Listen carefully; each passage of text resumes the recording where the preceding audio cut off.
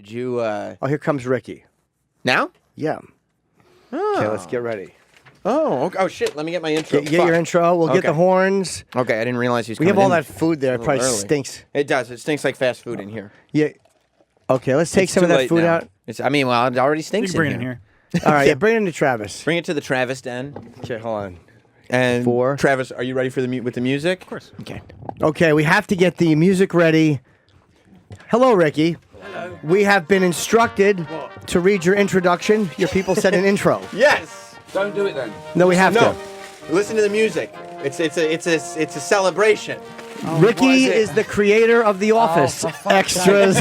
Don't do it if you're going to take the piss. Derek and the Ricky Gervais Show. He has won 8 BAFTAs, 3 Golden Globes, and 2 Primetime Emmys for acting, writing, directing, and stand-up. His old podcasts have been downloaded 600,000 times. Ricky That's holds the record for the fastest-selling stand-up tour of all time, with the first 100,000 tickets going in 9 minutes. He has sold 2.4 million tickets worldwide and plays MSG this Wednesday night. Keep it going, Travis. Netflix have acquired the rights to Humanity for an undisclosed sum said to be the highest fee ever paid for a UK stand-up special. That's true as well, but I'm not going to tell you what it is. His new radio show, Ricky Gervais is Deadly Serious, launches tomorrow. Well, that's all. I'm sorry, that's all factual. I was terrified it was going to be just sort of like opinion and stuff. There's one website put the most influential comedian since Charlie Chaplin, and I want to go. Well, who says that though? Yeah. That's Exactly. not a fact. No. That's not, Exactly. I'd much rather be compared to Fatty Arbuckle anyway. With the things he did. Right. Okay. Good. That's Yeah. over with. Right. What are we doing? What are we talking about? What are we angry about? When we were just talking, we've had a staff issue for the day. We had and we ate Chick-fil-A this morning. I've never had it. Jim is you'll love this. Jim is actually gaining 4 pounds Or for 6 pounds. 4 to 6 pounds for a movie role. And so for the last week and a half, he's been obsessing over eating nothing but snacks. I have been eating Hold like on, what? Listen, sorry, what does 4 pounds? What difference does 4 pounds make? No. Is it on your penis? Is it a porn film? Is it 4 to 6 pounds on your penis? It's all I can do. No, I just know that I have to be a little bit heavier, so I just made a decision. I'm going to try to put on like 4 to 6 pounds. It's all I can do. And like it was on like 10 days' notice. Right. It wasn't like I had like a time where I could do it. So I'm just eating like a pig, trying to. I can feel it. I already lost a belt loop, so I'm fattening up just a little bit, and then I'll start losing it again. But so Right. far this morning for breakfast, he had a bag of Cheez-Its, 4 Twix bars, a chicken biscuit, and 2 a Diet chicken Coke. biscuits. 2 chicken. Two. But what are you meant to look heavy? Are you meant to look sort of fat and bloated, or just bigger? Just a little bit messier than I look. Like Okay. I'm just too skinny. I think I'm not 100% sure, but I just made a decision to do it, and I have a window. I know I have a brief window, so I'm going to do it in the window. Great. Good. But it's Well. fun. It's fun to eat Well, like it shit. is. I mean, yeah. I mean, then what? But didn't you work so hard? Yeah. I'd never do that either way for a role, because I just think if I'm not right, I don't know. It takes. I wouldn't get lose fit. weight or gain weight No, for- actually, I'd probably get fit for a role, but I wouldn't lose weight for a role or gain weight for a role. But it's such a short window. I'd get fit for a role because I think, this is someone going to make me fit, which is good. Right, it'll benefit me even Yeah. after the movie. You're also in a different place than I am, though. Like they seek you out. When I What look is up this into role one, for, though? I'll tell you off the air. It's this independent thing I'm doing. It's like, It's a very small part. yeah, but It I could just be want. I cut still out. want to. I still want to look. That's good, though. No, that's good. That's good. I don't want to jinx it. That's what I'll tell you. I don't want to jinx it. Okay, great. But I that's have I'm going to get cut out anyway. I'll do it and get cut out. that's exciting. Yeah, but it's fun to eat whatever you want. I'm enjoying that. Yeah, I know that's the easy bit, putting on weight. Right. It's I mean, I still struggle because I think I can beat the system, right? So I think when I sort of lost weight by just working out, okay? And this is like 10 years ago. But now I still eat and drink too much because I refuse to give anything up, including alcohol, which is like 500-600 calories a night, just wasted calories, right? But I can't work out an hour and a half each day now because I'm too old and broken. So I'm just. Oh, so, it's you don't just have the other. So the food is the same, but the other stuff. Yeah, exactly. So it's because it's 80% diet, isn't it? Right. So if I just stopped drinking wine every night, I'd just lose weight without doing any exercise. Right. But you're like, luckily I'm special. This doesn't apply to me. But what's I can- the point? What's the point? Yeah. What's the hardest food? What's the hardest food to keep from shoving in your face? Well, I suppose sort of salty, fatty carbs, things like, like cheese on toast is just amazing. It's fucking phenomenal. It's incredible. It's just like, oh God. Anyway, who cares? Pretzels. We're all gonna die soon. Yeah, exactly. Nuts. Yeah, but Jesus the Christ. problem with me is I'm just sick and tired of looking a certain way without a shirt.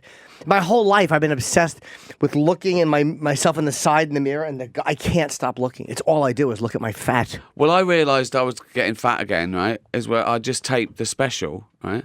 And when I look in the mirror, you look straight on, it doesn't look too bad. But when you're walking around on stage, you see yourself from the side, you go, fuck me, how many chins is that? What's the belly doing there? Do you know what I mean? Yeah. Because you can fool I think psychologically, you make yourself look better in the mirror. Somehow, you find a way that it looks okay in the Find mirror. the right angle. Yeah, I and know. you know how to And look then- at yourself, Yeah, right? exactly, yeah. And then you see yourself on stage, you go, Jesus Christ, who's the fat guy with the short legs and no... and the fucking... I love that when that chin goes straight to your chest. Right. It used to go in and have a throat. But And when you look in the mirror, though, you like stick your face out and you like tense your chest well, up. it's okay because you can't see yourself from the side in Right. the mirror. I had a So- guy tell me I looked like I was wearing a beekeeper mask years ago. That was how bad my fucking chin went, right? Just He told me I looked, named Will Sylvans. The missing link between man and fish. Yeah, it's quite a fat guy. You missed out a few 100 million years. It's humiliating. It is humiliating, but you do catch it. Congratulations on shooting the special, man. The fucking the hour is really good. We saw it last time you were here, and Ricky is going to Yeah. be at the Garden this Wednesday at the theater at Madison Square Garden. He's got dates coming up, which we're going to give away some tickets for. Oh, great. Which they gave us. We normally can't get these tickets, but I think we asked far enough in advance for 5 pairs for this Wednesday, and not to one person, of course.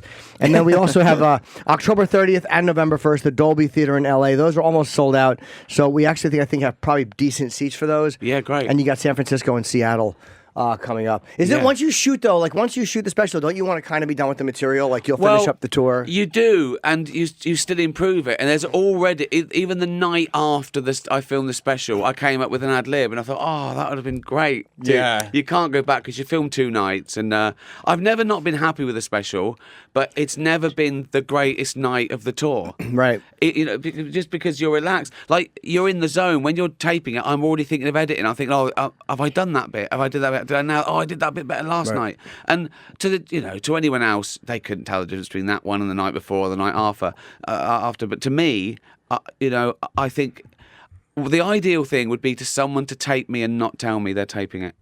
And that would be the best special ever. Yeah. Or just tape every show. So every show, all yeah. of them. Yeah, The I know. entire tour. Yeah, and then pick one. Well, didn't Rock do that? Didn't he tape bits and 3. pieces? Because didn't his costumes changed? He just Yes. that was the best.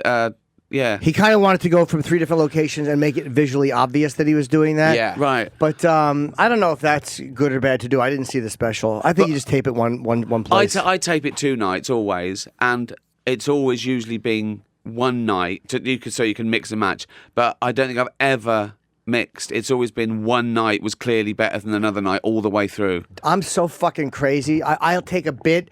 Like, look, the setup worked better on the 7:30 show, but the middle part worked better at the 10. My Really? editors want to Yeah, fucking I do cut my that. throat. I remember, because you see it and you think, oh, I fluffed that, but then you cut to the laugh and I think, oh, did that work? And I think, well, they're laughing, so they got it. Sure. So people must get it. But it's honestly, it's forensic when I get into it. It's like mad. I just I see him, I like my lip like touches my tooth for a second, and I think, oh, can we cut? Oh, Jesus, no one cares. No one cares. I know. But because you know it so well. But more important than any of that is just a flow and an attitude. Yeah. More important than fluffing lines or setting up. If you're in the moment, people go with it.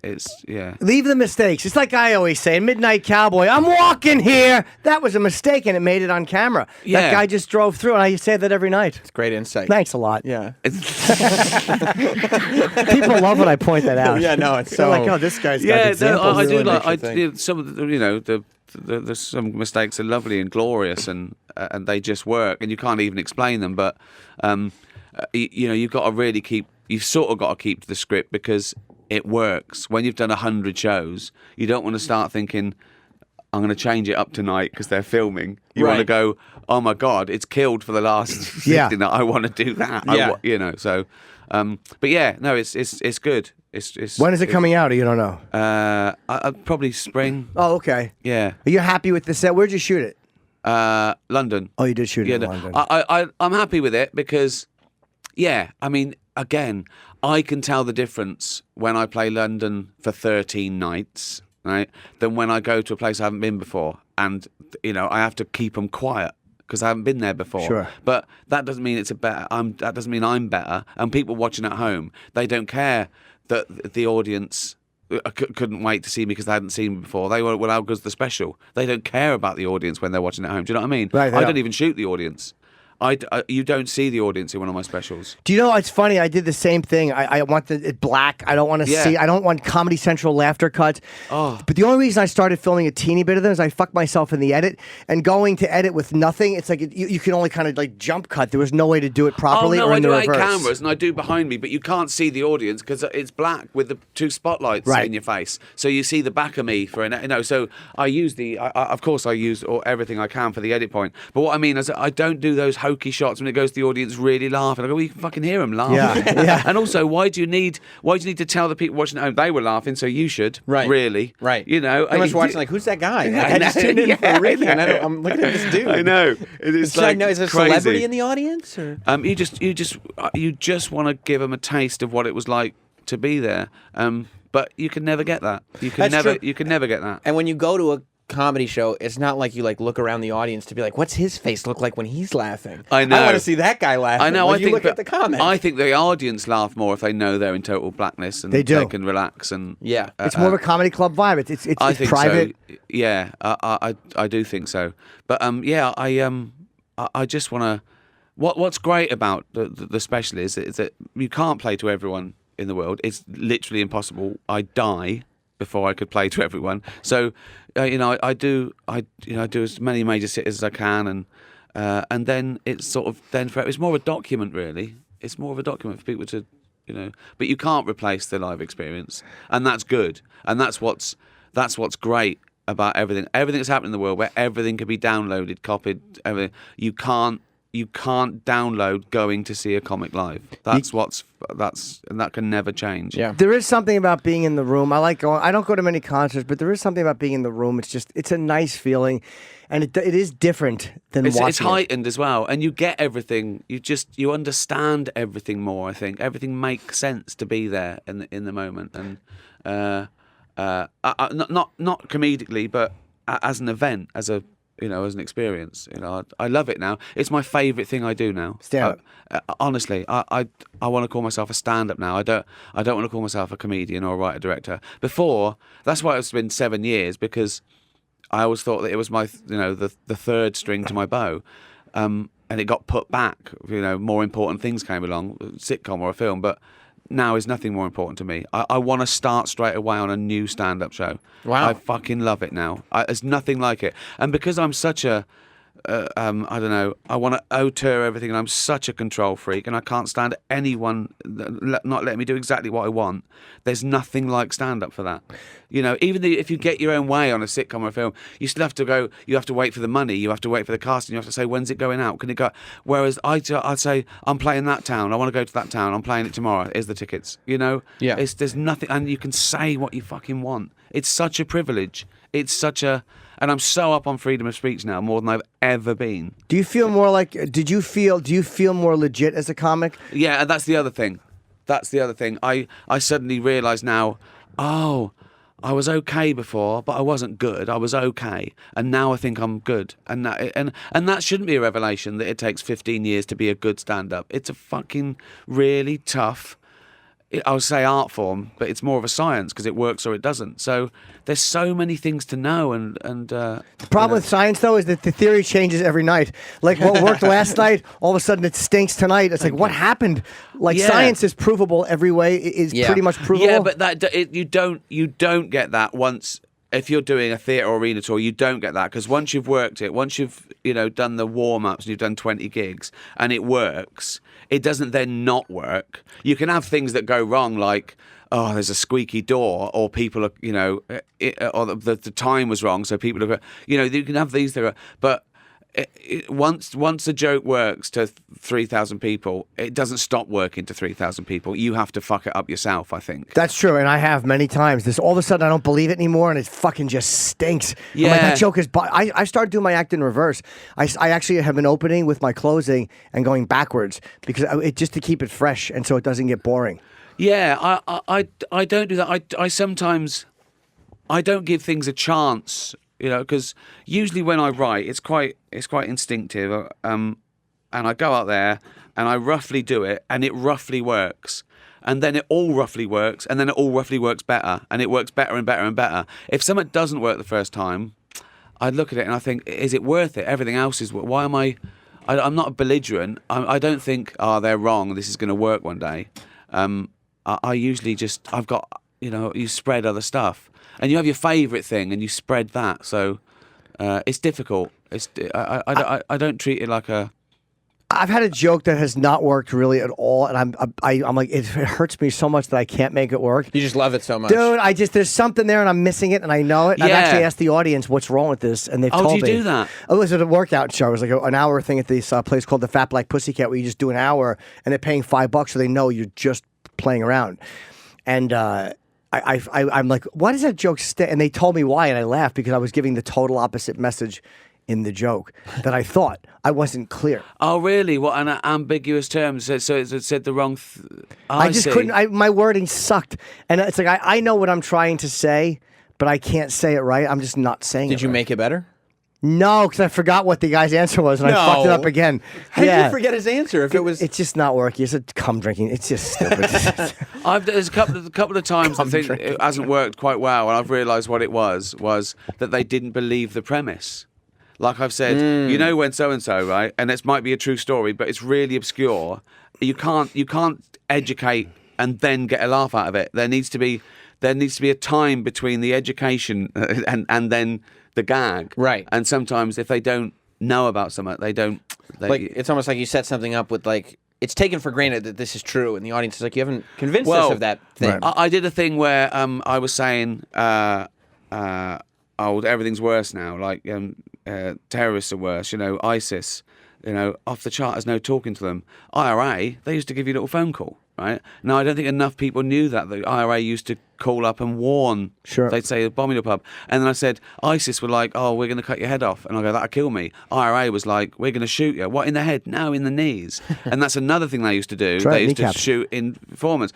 But I'm talking to 25-year-olds. Right. And they go, I don't know what that means. What do you mean shoot them in the knees? You can't go back and go, so listen, the IRA used to shoot people in the knees, right? Now I'm going to tell that joke again. Yeah. Wait, this is really funny after I explain it. Yeah. After you explain. You can't assume knowledge. You have to incorporate knowledge in the joke, unless it's so well known you don't have to worry about it. But you can't do a reference that you know about. If they don't know that reference, the joke's screwed. Yeah. What's got you on free speech now more than ever? Because you said performing stand-up has just got you. Well, everything that's happening in the world. Yeah. The outrage, the Twitter has magnified it and amplified it, and but I can't get. Every day I explain to someone what freedom of speech means, particularly in the context of comedy and particularly in the context of a joke, that a joke about a bad thing isn't necessarily as bad as the bad thing. It's not even necessarily condoning the bad thing. It could be anti the bad thing. People don't look at the actual joke. They see the taboo thing and they go, you can't talk about that. And I think that's ridiculous. We can talk about anything. We talk about anything now, so why can't we? And that's what a joke is. A joke is a very quick discussion. So do you feel like you're encountering that more now? Like people are coming up to you like you can't. No, I'm not. Because I am belligerent against that. I go against it, and people get it. People get it. I set it up, and I do it intelligently. I don't just go out there to try and offend and go, let's talk about the worst subject ever and joke about it, because I'm always, with a comedian, I'm considered. I don't go out there just to shock. I go out there to fight a taboo and hopefully come down on the right side. But I think it's almost easier this time because I think they know me now. They've known me for 15 years, so they know what I'm doing. Do you know what I mean? Right. Yeah. Totally. I don't. People who come to see me, they sort of get it. But having said that, right, everything in this stand-up, right, everything is. I'm still dealing with the same taboo issues and discussing them, and saying the wrong thing for comedic effect. Ironically, doing all the same things, harsher than ever probably. But because I set it up against an outrage culture and against stupidity, people don't understand it. They get it, right? But having said that, I've played this show to I don't know how 400,000 people. Never had a complaint, right? Mm-hmm. it'll go on Netflix, and everyone will complain about their thing. Sure. There's 20 things I talk about, and there'll be 20 different groups that will pick on their thing in that 20. Not the 19 they didn't care about, but the thing they do care Just the about. Well, one it's like thing. fighting This is for a not right. disease cure. Like when someone gets sick, then they fight for the cure for that disease. Right. People just kind of care about what they care Of about. course. And, you know, sometimes they are trying to get publicity, and sometimes they think, oh, we're the... Everyone thinks that their thing... they all say, well, it's different. I go, well, I do jokes about AIDS and cancer and famine and Holocaust. You go, yeah, but they're different. People don't realise about this. There's a prejudice against this. I go, well, there's pretty much a prejudice against the people who are killed in the Holocaust as well. You know, it's like everyone thinks, no, why me? Why me? Well, it's not just you. It's everyone. Right. So but there's nothing you can do about that. They are going to be outraged, and I'm going to say, well, this is the joke. This is how it stands, you know, and I don't know what to do really. You've just got to keep fighting the good fight. When you see stuff, whether let's say it's in the news or you get struck with something and you're like, oh, I want to talk about this. Like maybe it's the Harvey Weinstein thing, or maybe Right. it's just something you read Yeah. on Twitter. Like, oh, I want to talk about this. Does it get frustrating because you're like, well, no, because I have my act. And like that's what I'm still I'll talk doing. about. There's nothing I won't talk about in my stand-up. So you'll because they've just come put it to in. my club. I explain it well. I can stand by it. I can even stand by it if it gets outside of my club. Right. But I mean, you'll add to this show that you're doing. Like, if there's something I want to start talking about that, let me add to it. Or do you just save it for the next one? Or? No, I'll probably allude to it because, you know, there's things that come along that make the thing you're talking about that's the same outdated.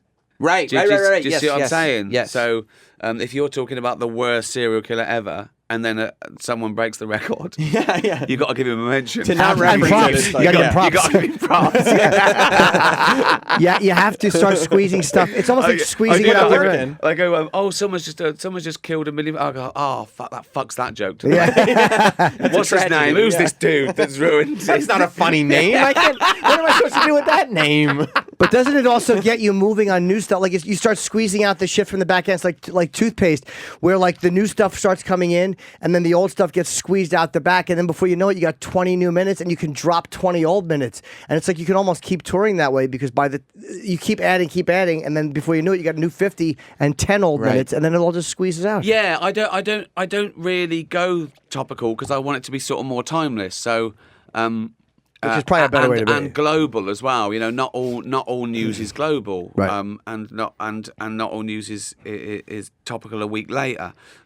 So I'm very conscious of that as well. But as I say, when you're dealing with AIDS, cancer, famine, the Holocaust, Sure. you know, They're not going anywhere. they're not Absolutely. going anywhere. Yeah, No, those, they're are, around.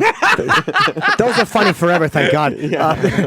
AIDS has been cured. Oh, for fuck's sake! What? What before the special airs? That's 15 Oh, minutes. Jesus Christ! Well, it's no longer a felony.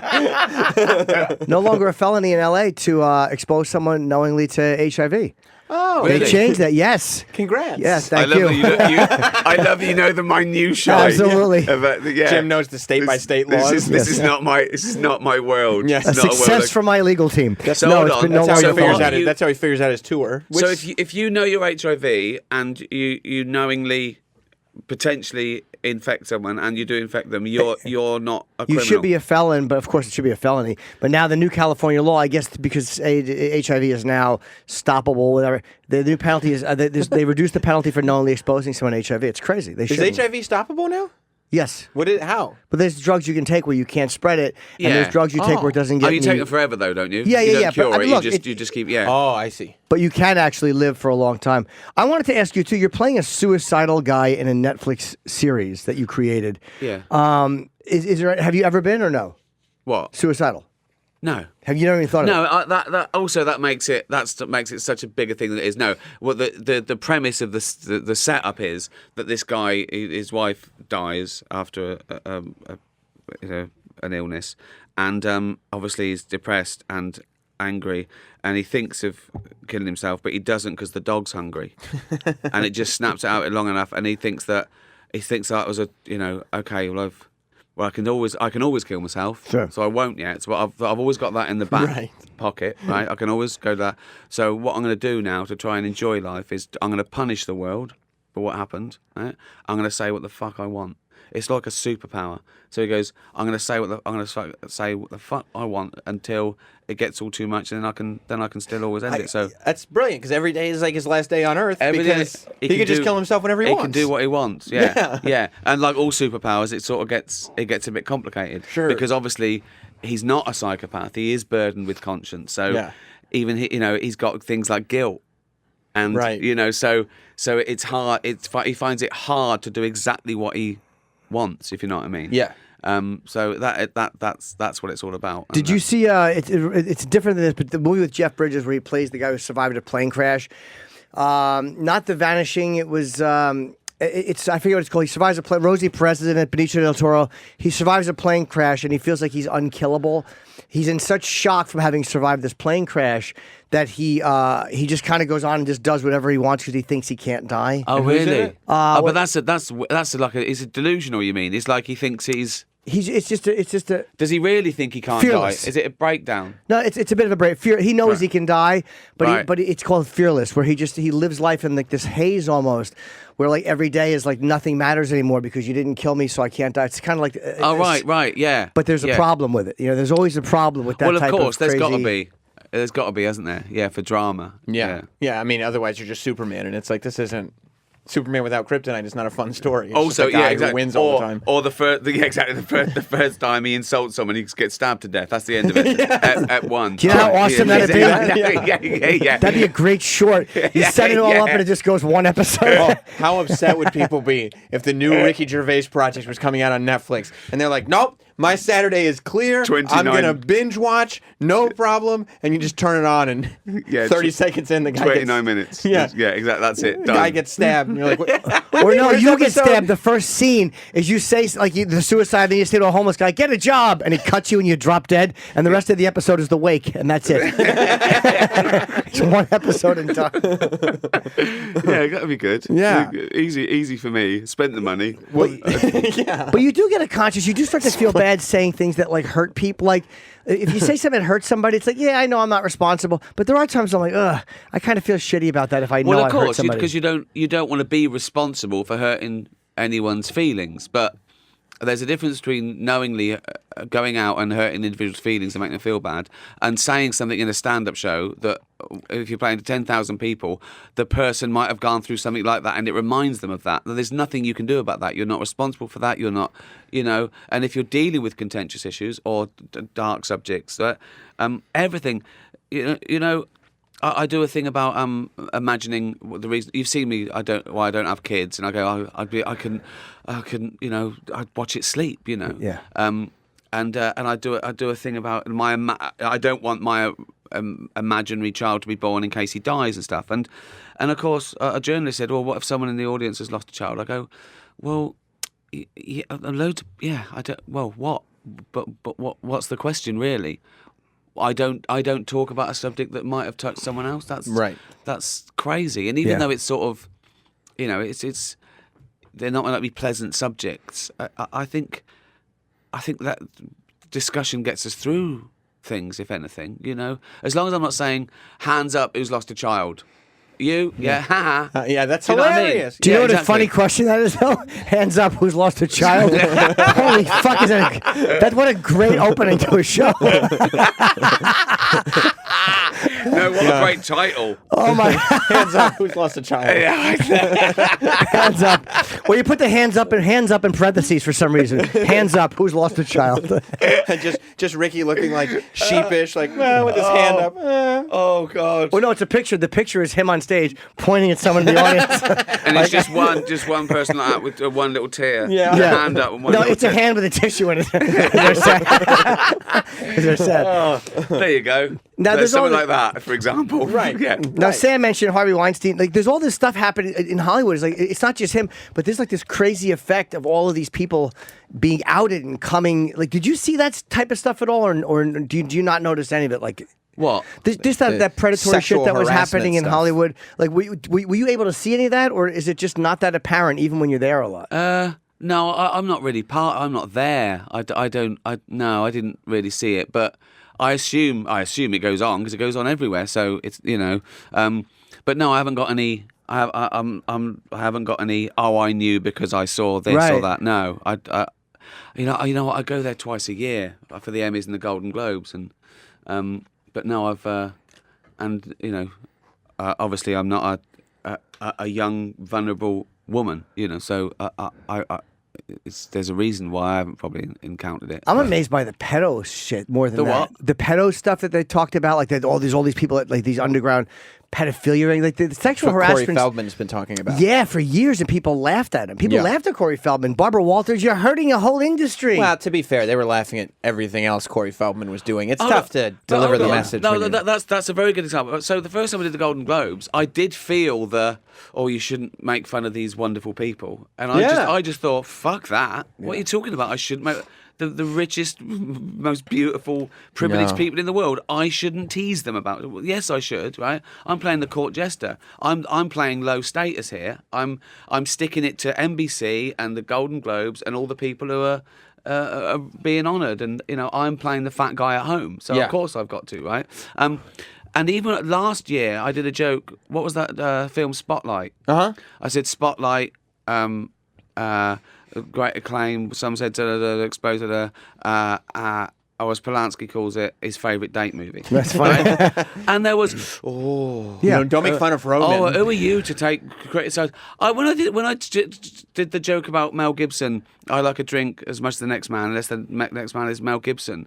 There was some comedian going, "Oh, Mel Gibson's a better director than Ricky Gervais." I go, "Well, I wasn't having a go at his directing. I love Braveheart. He was a great director. That's not Apocalypto? That's not the butt of the joke. Right, here. right. That's- And I'll tell you, Mel Gibson wasn't able to come back at you with a better joke. Yeah, So, and I've got nothing against Mel Gibson. He's never abused me, right? I don't really. Do you know what I mean? Yeah, and, of course. But what I mustn't mention, you know, and I kept it light and polite. right. You know, it's the thing that we all know when we see Mel Gibson. And I, what did I go for? I went and a little bit about him getting drunk and saying an anti-Semitic thing, right? Right. I could have gone deeper. Absolutely. There's could have things that I would have. Mel Gibson drinking is like the least of Mel Gibson's I know. criticisms. And again, I don't kick a man when he's down and go. But it was just a joke. It was just fun. You know, I wasn't even trying to expose or bring down. But you shouldn't go there. Why shouldn't you go there? It's a fraternity mentality, I think, where they're all just trying to kind of cover everything up, protect your own until it's over, and then you're out. Well, that's even why. Piers Morgan, you know, whatever you think of Piers Morgan, sometimes he gets it right. He did a big article with all these people going how disgusting it is. Everyone's saying, yes, he's a monster. He should be kicked out of and he should, obviously. But then they're giving Polanski standing ovations. Right. Well, come on. Where's the fucking? Let's keep it. Right. He got an Oscar. Keep it and they consistent. gave him Best Picture. Yeah. A new girl just came out and said that he molested her when she was 10. Polanski, Roman? this other girl, yeah. And the problem, here's why they don't like him made fun of, because when you do that, it kind of shames them over how phony they are by protecting him. It's almost like if you make fun of Roman Polanski, they all have to acknowledge, oh, that's right, he did fuck a 13-year-old, and we all know it, and we still line up to work with him. Right. But if a guy has, said something racist, we'll ban him from the Oh club. God, it depends what it is, but it is relative to how loved he is, how important he was, how good his work was, how recent the thing is since the work. Was it during it, before? Patrice's bit about Michael Jackson, like about can I still listen to Thriller? Maybe he wasn't doing it then. You know, maybe not- Bad. I don't care about, but Thriller. Can I still listen to Thriller? Yeah. And people do make those little decisions in their head. Well, you know? I wonder all the time, like, we see photos of the biggest pop star in the world, Rihanna, and she's just been beaten unmercifully about the face. And then within a year, it's like, oh my God, did you hear the new Chris Brown song? It's terrific. I don't get it. It's I don't, crazy. I don't get up people that have short memories and the hypocrisy, and I mean, this isn't. Yeah, what's that? Roman Polanski accused? Yeah. I mean, you know, accused. We got to be a Sure, little of bit course, he was careful. accused, yeah. You know that's. But yeah, you're right. It's that people make allowances depending on how much it affects their life. Right. If They- they like the product, course. they're like, All I the don't know people- anything about that. All the people that knew, and even people who admitting they knew about Harvey Weinstein and now feel guilty that they carried on working with him. You know, people giving their stuff to charity. Go, okay, I'll give it. But I want to go. But yeah, but you made the decision. Yeah, I haven't seen it. so maybe I still can do this. I And haven't we- seen it, you know. They said It's like Tarantino, like his girlfriend at the time, Mira Sorvino, he was dating, and she told him. No, did it happen while they were dating, or did it happen before? He said Mira Sorvino told him she had something happen. I think the thing happened happened before, before, yeah. but I'm saying she told Yeah, yeah, him while they were dating, and like, yeah. I mean, we like- have to be a bit careful with sort of accusations and outrage because, you know, is hearsay until. None of it's been proven. It's all No, been exactly. Yeah, Yeah, exactly.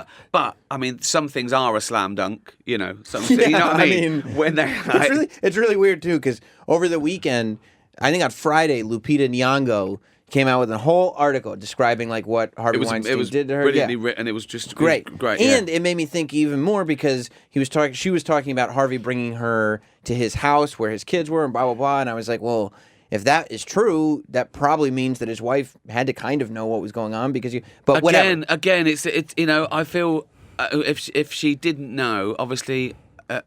Her and the victims are the victims, you know. I always think of that. I always think that when someone has an affair, and I think, oh my God, the poor wife, she's being, you know what I mean? I Yeah. just think, fucking hell, But- you've caused so much shit here. I bring it up because he came out and denied it. Her story. He was like, he released a statement Yeah. that was like, I remember things differently. That didn't really happen.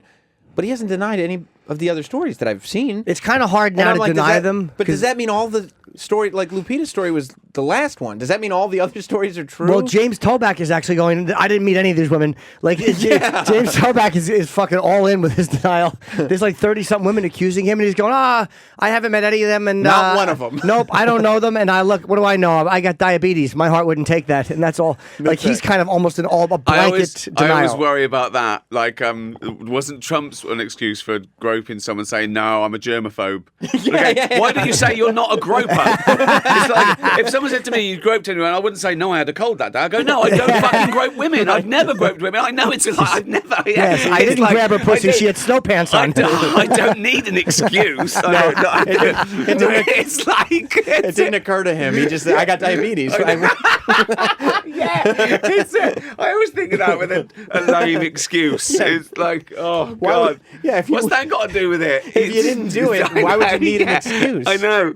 Oh, Jesus. Like, I would never think to sexually assault somebody would I be know. my excuse. I know. And again, this is a good example, right? Because we get flack here for discussing it and maybe making light of it, or that we've certainly done something wrong in some people's eyes. But Sure. we're trying to do it intelligently and fairly, and that's what worries me about the world. That if you can't do this intelligently and fairly, and you know, and with staying within the law and not slandering or libeling anyone, or I don't know what really. Do you know what I mean? Yeah. It's people have a go at people for being rude about someone who's done terrible things. Do you know what I mean? Yeah. It's like, oh, hold on. I handed out a BAFTA once, and there was another actor, which I won't name, right? But he'd just been done for looking at child pornography, right? I think he denied it, but I think he was convicted and all that, right? So, and I went out, and he'd won a BAFTA the year before, this guy, right? And so I went out and handed it out, and I said, it was a great honour to hand out an award. I said, I've won 7 of these myself. It would have been 8, but BAFTA preferred what so-and-so did last year to me, right, because he won the BAFTA, right? And the audience went, oh, and I went, and I looked at the BAFTA and I said, what can I say? He loves these shiny little faces. Right? And it went really well, and they were laughing, right? In the next day in this paper, this posh bloke in some sort of posh paper said, the BAFTA's wonderful. Ricky Gervais brought the tone down by smugly having a go at fellow comedian. I was thinking, hold on, I didn't have a go about his comedy. Right. Yeah. I know. It's like, it's ridiculous, isn't Right. it? It's Aren't you comedians supposed to stick up for each other when you get I caught know. with child porn? And Yeah. also Well- smugly having to go. I am pretty smug that I don't like child porn. Yeah, you can be I'm smug about that. yeah. You don't have to be humble and go, look, I get Here it. comes But you Gervais. think- Look at him showing off about not having raped anyone, smug fucker. You think you're better than the pedophile? You think you're better than him? You can be smug about not watching I know. child porn. Yeah. I know. It's crazy.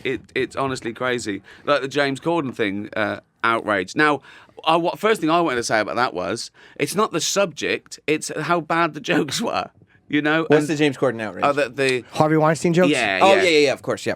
you know, and and he bouncing around. You know, I think he thought he was going to be like edgy and they're going to love me for this. I'm going to be carried round and going, oh, you're brilliant, you're brave, right? Whoa. But they were just so rushed and lame and not thought out, and the target wasn't clear. And they, you know what I mean? Oh, yeah, that's the thing about a joke. It's a fucking work of art. Right. A good joke is a work of art. It takes on everything. It takes on syntax, semantics, politics, comedy. It takes on everything, and it comes out perfect, right? And then if people don't get it, it's their problem. But if it's flimsy and you haven't sorted the target out and you haven't delivered it well, and it's like people go, "What the fuck are you doing? We're just going out there shouting, paedophiles." What? You know? Like, yeah. You're the karaoke guy from the car, right? Like, what are you talking about? I know, yeah. Is he a stand-up or no? No. He's not. He just hosted. Yeah, Yeah. that's tough. Yeah, I heard this. Well, Harvey that's the other jokes. thing as well. It's like I sometimes, I wanted a tweet. I talk about contentious issues all the time, but I want to end with, please don't try this at home. And I want to say, it's not easy. Right. You can't go out there. You can't go out there and just say anything, and people go, "Oh, it's fine." No, it's got to be good. You've got to know what you're doing. It's walking a tightrope, telling a joke about a really contentious. And the more emotive and contentious the issue is, the harder it is for people to laugh, however good the joke is. So the joke's got to be fucking amazing. Do you know what I mean? Yes, absolutely. It's unless you're talking to a room full of psychopaths, That- it's got to be really, really good. You know. There's nothing worse. There's nothing No, worse right. than when you miss the mark on like when it's a bad subject like pedophilia. I did something on stage where I was making fun of Harvey Weinstein the other night, and I was they saying how they praised Roman Polanski, and I said something about because all he did was fuck a 13-year-old, and then it got no laugh, and I pretty much just stated a sad fact. Like, I didn't tell a joke. I didn't have a joke there. I stated a fact that was sad. Like, what did I expect? Applause for recognizing that? Yeah, I just know. missed. Exactly. Bombed everyone out. They Yeah. bombed everyone out. They're like, yeah, good point, stupid. We know. Yeah, yeah, Oh, well, exactly. We all miss. Yeah, no, of course, But that's why those things aren't. They're probably not great to ad lib about, Right. Because you haven't worked it out yet. That's what I'm saying. But I you think have to know how to do it, right? But those Golden Globe jokes, I make sure every word counts. It's a cryptic clue, a gag. It's you know what I mean. It's a piece of poetry. Every word counts. Like the most famous one. I did a joke like 10 years ago in a special, and I set it up like it was talking about drink driving. I said, I don't even drive, by the way. I said, I had a drink one Christmas and I took the car out, and I knew it was wrong. And I learnt my lesson though, because I nearly killed an old woman, right? And I go, in the end, I didn't kill her. In the end, I just raped her. Right now, that is clearly a pun on nearly. Right. So I even in the joke, I do a thing of swerving the wheel. I nearly killed an old lady. Right. In the end, I didn't kill her. And the pun is so the nearly isn't narrowly missing her; it's getting out and brutally attacking her. Right. Okay. Yeah. So and people got that right. And the paper wrote it up saying Ricky Gervais' disgusting joke. He says I said I went out. And I nearly killed an old lady. In the end, I just raped her. No joke at all. You just missed Right. the whole... No joke at all. It's just Ricky describing an evening. Yeah. So they missed the joke. They missed the joke. And people don't realise how important every fucking word, intonation, context is. It's paramount. It's anything ruins a joke and changes it, and therefore changes the point of a joke and I think the politics of a joke. You get a joke wrong, you are fucking evil. If you know what I mean? Yeah, sure, because you're just saying something. That joke is fucking awful. Because one, it's not a joke. Two, it's not mine. It's right. It's yeah. I'm glad. I mean, it's kind of along the same lines, but that you're doing a show on Sirius. We haven't talked about the fact that your show's coming to Sirius, because so often, we talk about people who don't know how to get on stage and tell jokes, but so often, famous people come to Sirius and they start hosting radio shows and they don't have a clue what they're doing, and the radio shows are always terrible, and it's like, what are we doing here? But I love that you're coming on board, because you were one of the first successful podcasters. This is a medium that you've actually I love it. explored and perfected, and it's a great medium because it's just chat, and there's no better medium than talking. Right. Nothing will ever beat that. Right, as to communicate ideas, feelings, truth. It's all we've got left. Freedom of speech is our greatest privilege, and it's going to save humanity. And I think if you get, a group of thoughtful, intelligent people in a room, you can talk about anything, and it'll be interesting to eavesdrop in, or Absolutely. even join in, and add that to music, which is to me the greatest art form in the world, and comedy, which is one of the reasons to stay alive.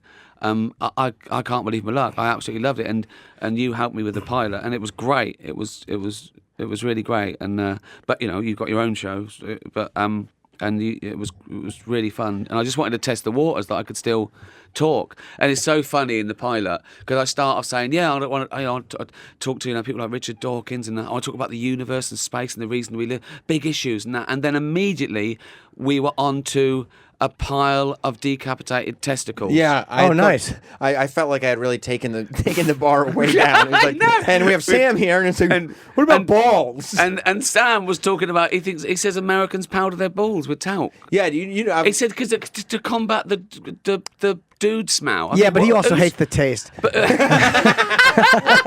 yeah, you know about baby powdering balls, right? I've done that. And Yeah. I told a story about that years ago. But why do you powder? Do you powder your? Why do you I powder don't your now. balls? My balls are what small. Are you fucking 17th century Frenchman? What do you mean you powder your I balls? did it once when I was drinking. I was wearing army pants and I you was get 'em sweating. on. was You've sweating. probably been into leather, haven't you? Squeezing into a leather. I was just outfit or drunk. something. No, I was drunk and my balls were sweaty and disgusting, so I powdered But doesn't them. it just turn to like paste? It didn't help because a girl went down on me in her backyard sitting on her patio chair. Too much information. This is what happened though. Too much information. It's the story. So we're talking in the nebulous Yeah. about a weird serial killer creeping in and cutting off your balls. He has a real story about Right. it. And it's the same story, ironically. But I've told the story about it's like you want a powder balls story. I got one where Yeah. they were smelly and I put powder on them. What were they smelling of? They were just reeking of teenage boy confusion and desperation and sweat. It was the middle of the Shame. afternoon. Shame. Yeah. A lot of it. I knew so many guys. Like, it used to be a thing. Like, first guys would get deodorant, and then, like, when you're starting Yeah. to go through puberty and everything. And then by high school, I was so confused by it because I never did it. But people were like, "Of course you powder your balls. You have to powder your balls." I just have 2 showers a day. It sorts out sometimes a bath. Right. That's I've never gone, oh, fuck me, my balls stink. I've never done that. I've never thought, fuck me, my balls stink. What am I going to do? Because it's Maybe their underwear was too tight and it was just all sweaty and... I don't know, maybe if I was on manoeuvres or stuck in the jungle for it, Yeah. I'd go, Sure. what's that smell? And they go, it's your balls, Gervais. Yeah, maybe you Fucking didn't hell, realize Gervais. it. Will you powder your fucking balls or get out of this unit? Because we can't sleep at night. I've never, ever had a problem. Doctor, Yeah. what is it? What is it, doctor? What's that smell? That's what I'm here for, doctor. It's my balls. They smell. See? Maybe you attributed it to other things. Like, have you ever been doing sit-ups and thought, wow, someone spilled sour milk? Maybe you didn't know what it was. No, I've never had the problem with smelly balls. I was actually surprised that you didn't know. Like, when I was like, guys powder their balls. And you're like, what are you talking about? I was No. like, what are you talking about? Well, I suppose I thought people knew. I suppose I don't know. Maybe when I was a baby, they I were meant, powdered. Like, yeah, sure, when you're a baby. I'd go, I don't no, know. ma'am, not the balls. Not the balls. She'd go, you're 28. Nah. When's the first time you remember your armpits stinking? Do you remember that? The first time you noticed, like, ugh, I stink. Probably at school after playing football in my uniform and then sitting around in it and You're yeah. like, fuck, something's. I remember the first time I was wearing a white T-shirt. I was like, what the fuck is that? It was Yeah, me. pit I'm like, stains. "Ugh." Yeah, it stunk.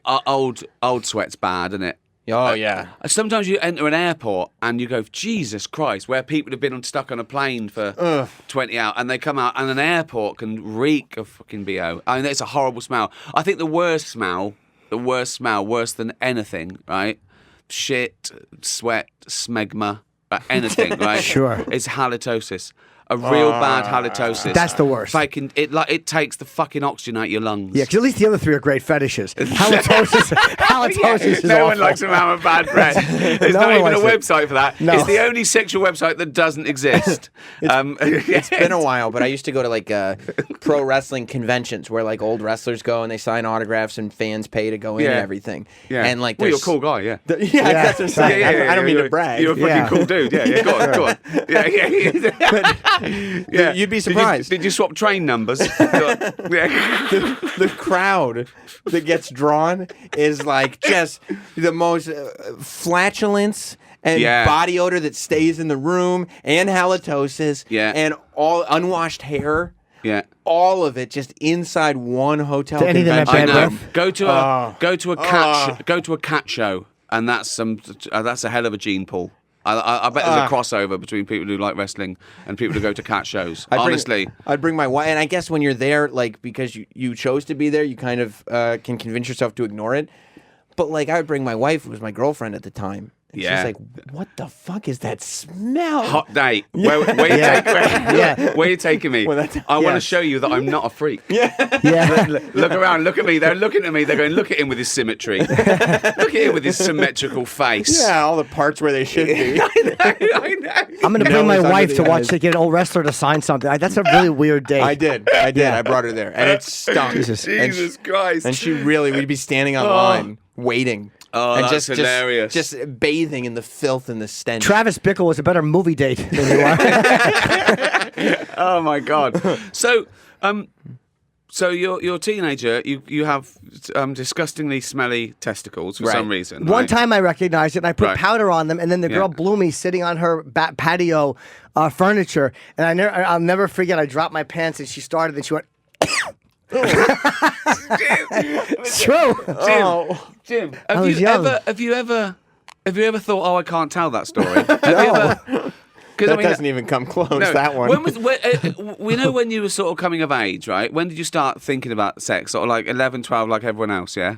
Yeah, probably around there. And did you go, oh my God, I can't have those thoughts. I can't go down that road. Did you ever think, oh, I've got to sort my life out because I'm thinking some really shit thoughts here? No, Of course, I know that was the answer. Can I It's a- tell? never.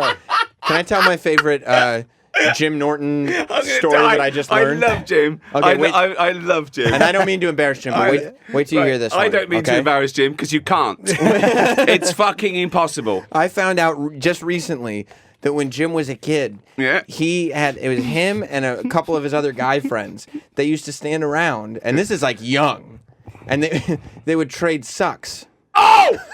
Oh, What do yeah. you mean? What do you think I meant? Yeah, trade sucked. We would. It's not a statement on our Hold end on. deal. It's But, a, okay. Trade right. sucks, like little yeah, little, like little you give me penises. 20 and I'll give you 20, like that. Suck Hey, each my other's buddies. What are dicks. you and your buddies doing? No, And listen, it's like he but starts listen, sounds like it's normal. But like this is just- sounds like I'm being homophobic, Right. but I know they weren't gays. That's what's weird about Of it course. because they're not gay. Well, It's not like- homophobic. If someone talked about eating sauerkraut and it's not your food, of course you'd be like, ugh. How old were you though? 23?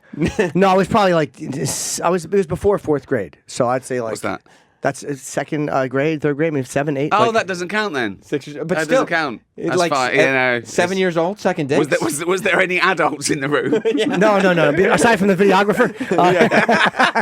No adults. It was my friend's dad's idea, and he Love it. thought. I used to a similar story, except it wasn't dicks. It was sort of like sort of football cards we used to trade. Mm-hmm. So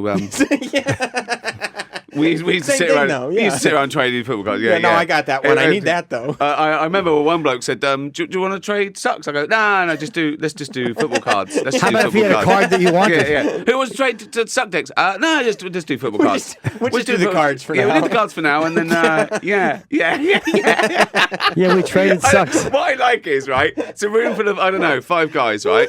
Someone suggests it, not one other person goes, what? They all go, yeah, right. Yeah, that sounds right. How did they meet? How did they all meet and think? One guy, well, you got to make it sound cool, right? Like one guy starts taking his pants down, and the other guy's like, "What are you doing?" And he's like, "We're not going to trade sucks. Aren't you guys cool?" Like, but I think of that, right? I've always thought of this when I see like 3 men have been arrested for abducting a child, right? I think, hold on, when they're in the pub, and Right. one says, "What do you want to do?" One says, "Do you want to go to the match?" I go, "Nah." "Do you want to watch telly?" And I go, "Do you want to abduct a child?" And the other two go, "Yeah." Well, Well, there's- what's the chances? Who starts that Who conversation? starts the conversation? Goes, listen. Did he try it 5 times? Like, and they go, what? And I go, I'm joking. Until he find the right 2 people to go. Do you know what I mean? I'm kidding. Joking. No, but seriously though, do you want to go? There's always, I'm sure in every group there's like one guy who's like, I know. I was just going along with it. I didn't realize we were. Oh, now we're in trouble. I Shit. mean, it happens now because of the fucking dark web. What is the dark web? Why is there a dark web? Why is how does it? Untraceable internet. But how do people know about it? You need a certain browser. Tor browser. I don't know how you find the sites. I don't know if they have a Google version on that. Like I don't know. I don't know much about that. But apparently, Good. there's. It yeah. blocks. That's a relief. blocks your, I thought he was going to go watch. Well, there's people a lot of people don't do it for reasons that are that monstrous. They're just stealing movies or music. Oh really? Or, That's the same yeah. thing, is it? Oh, I see. Or trying to buy drugs. Or drugs, or Oh, murders really? for hire, Oh, my or God. child porn. Okay. Like, you can get, I guess, whatever you want. I mean, there's literally like there's stores set up on the dark web where you can just go and buy heroin and cocaine, just like, and it's not like labeled as something. It's just like, here, What? And heroin it gets is- delivered. Yeah, and they send it to FedEx. But hold on though, if anyone knows about it, is this a naive question? Why aren't the FBI looking and go, oh look, he's Oh, just they bought some-" do. They All right. do, and they Oh, they busted the break guy them, who yeah. started it, but then this other guy starts it, and this other guy, and it's way more difficult to track because all the IPs get blocked. Yeah, there's a way for them to do it with like bundles of stuff that's going out of, but it's a whole I'm process. I'm yeah. already lost. I don't know yeah. that. Yeah. Jane had to get my iPhone up. I didn't know, you know what I mean? Once Jane went to Brighton to see her mum one night, and I couldn't use the remote. She had to send me a little drawing of the remote control to tell me which buttons to press in order to get the TV on. That's A drawing. You had to have a diagram to get the TV on. I know, yeah. I had to Skype her and go, what's the which button? That one. She was there. There's a lot of photos of her all by herself. I always Yeah, enjoy your her friends. Instagram. I love it. I just hang back and just get her walking and just get like, and when there's no one around, like Got it. Jane with all her friends. So when the two you're out walking, you just look around and realize there's nobody. Wait a minute, if I hang back a little bit. I know, like a paparazzi in the Yeah. bushes. Yeah. There was one. It was very. I forget what it was, but it was something like she was holding her phone, and the caption was "Nope, no calls." It was really funny. Oh, Well, poor Jane.